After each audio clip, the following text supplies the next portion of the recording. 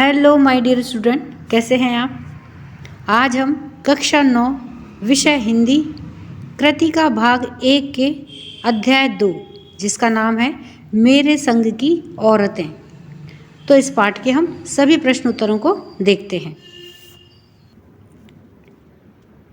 प्रश्न 1। लेखिका ने अपनी नानी को कभी देखा भी नहीं, फिर भी उनके व्यक्तित्व से वे क्यों प्रभावित थी। तो लेखिका ने अपनी नानी को कभी देखा नहीं था, लेकिन उनके बारे में सुना था कि वे अनपढ़ थीं, लेकिन उनके मन में देशभक्ति की भावना भरी हुई थी।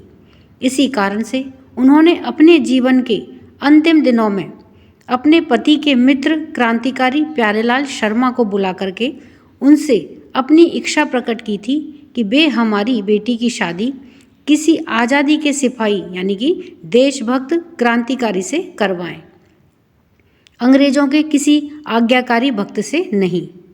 उनकी इस भावना में देश की आज़ादी का पवित्र भाव था।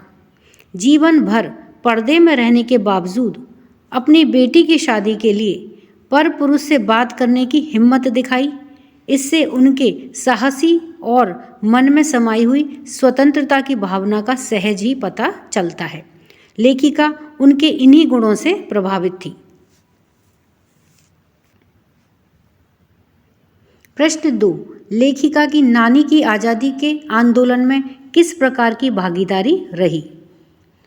तो लेखिका की नानी यद्यपि अनपढ़, पर्दा करने वाली और परंपरागत जीवन जीने वाली थी और आज़ादी के आंदोलन में उनका सक्रिय योगदान नहीं था, तथापि वे आज़ादी का महत्व समझती थी। इसीलिए वे अपनी इकलौती बेटी का विवाह एक ऐसे नौजवान से जो कि आज़ादी का सिपाही हो उसी से कराना चाहती थी। इसी कारण से अपनी मृत्यु का आभास होने पर उन्होंने पति से उनके मित्र स्वतंत्रता सेनानी प्यारेलाल शर्मा को बुलाने का आग्रह किया।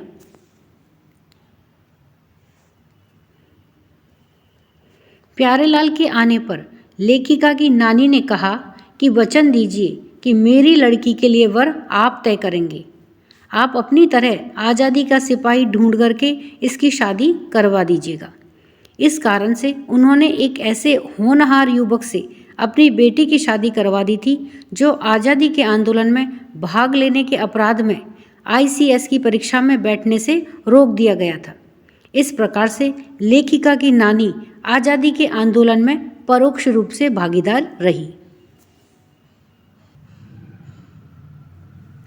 प्रश्न 3।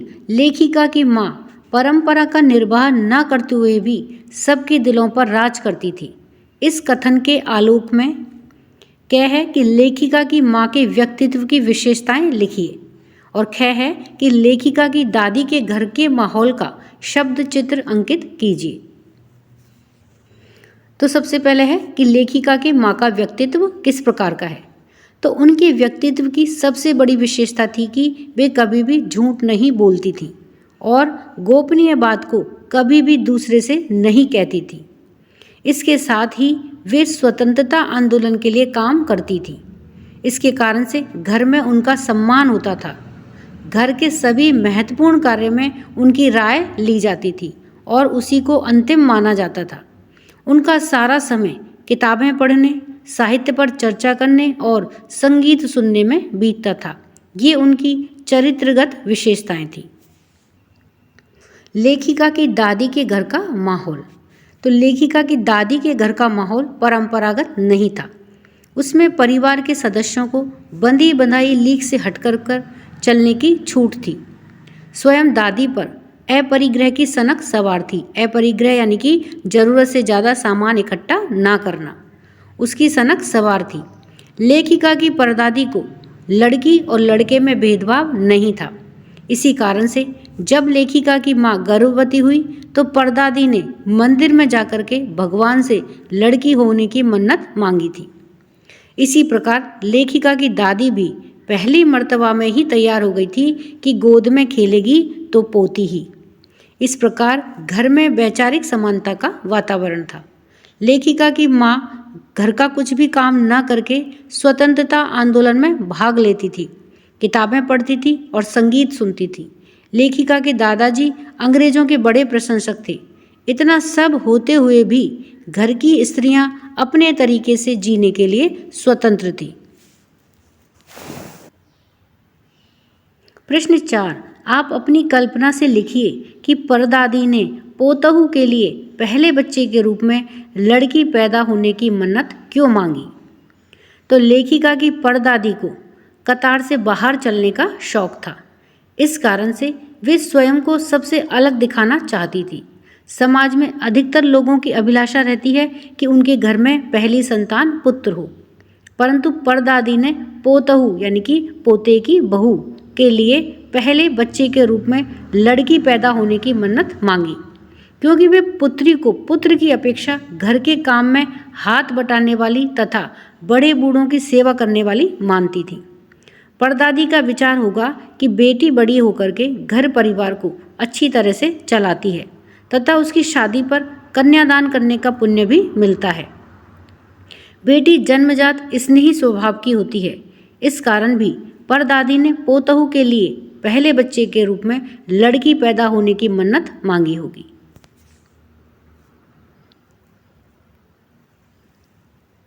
प्रश्न 5, डराने धमकाने उपदेश देने या दबाव डालने की जगह सहजता से किसी को भी सही राह पर लाया जा सकता है। पाठ के आधार पर तर्क सहित उत्तर दीजिए। तो इस पाठ के आधार पर यह स्पष्ट है कि यदि कोई सगा संबंधी गलत राह पर हो तो उसे डराने धमकाने या फिर उपदेश देने या दबाव देने के बजाय उसके साथ में सहजता से ही व्यवहार करना चाहिए। लेखिका की नानी ने भी यही किया। उन्होंने अपने पति की अंग्रेज भक्ति का न तो मुखर विरोध किया और न ही समर्थन किया।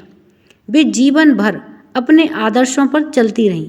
परिणाम स्वरूप समय आने पर वे मनवांछित कार्य कर सकी।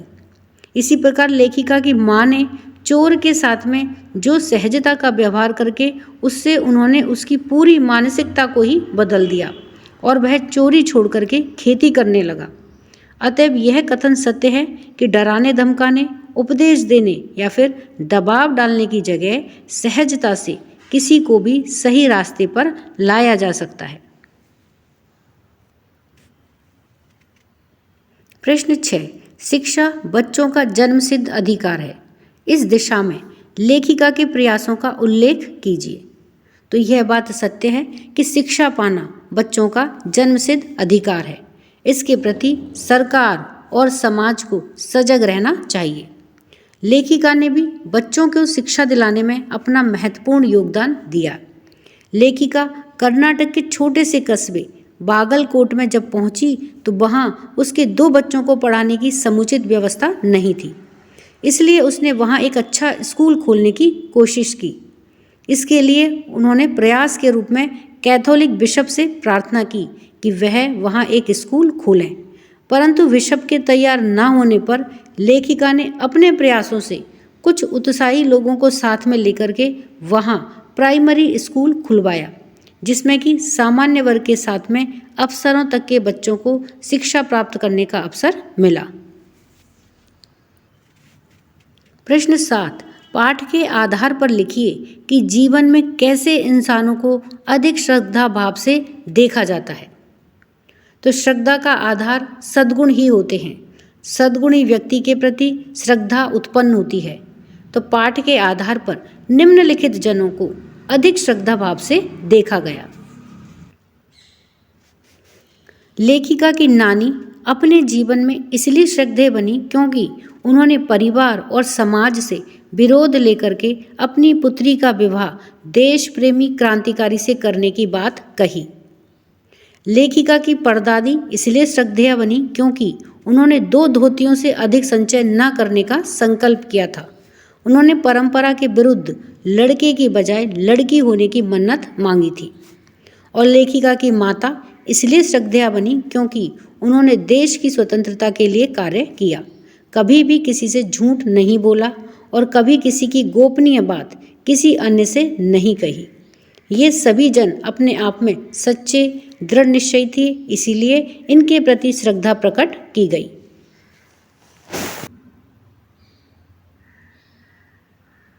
प्रश्न 8, सच, अकेलेपन का मजा ही कुछ और है। इस कथन के आधार पर लेखिका की बहन एवं लेखिका के व्यक्तित्व के बारे में अपने विचार व्यक्त कीजिए। तो लेखिका और उसकी छोटी बहन रेणु में अकेले अपने चुने रास्ते पर चलने का दृढ़ साहस था। लेखिका ने अपने साहस के बल पर बिहार के रूढ़िवादी लोगों के बीच में रह करके नारी जागृति का कार्य किया। उन्होंने शादीशुदा औरतों को पर पुरुषों के साथ में नाटक में काम करने के लिए प्रेरित किया। बागलकोट में बच्चों के लिए एक प्राइमरी स्कूल खुलवाया। इसी प्रकार से लेखिका की बहन रेणु भी अपने हठी स्वभाव की धनी थी। वह स्कूल की बस न आने पर, सबके मना करने पर भी भयंकर वर्षा के बीच में पैदल ही स्कूल चली गई। इससे सिद्ध होता है कि ये दोनों व्यक्तित्व स्वतंत्र सोच के धनी थे और अपनी सोच के आधार पर अपनी राह पर चलने की हिम्मत रखते थे। तो इस तरह से बच्चों हमने इस पाठ के सभी अभ्यास कार्य को पूरा किया है। वीडियो पसंद आने पर वीडियो को लाइक करें, शेयर करें। चैनल पर नए हैं तो सब्सक्राइब करना ना भूलें।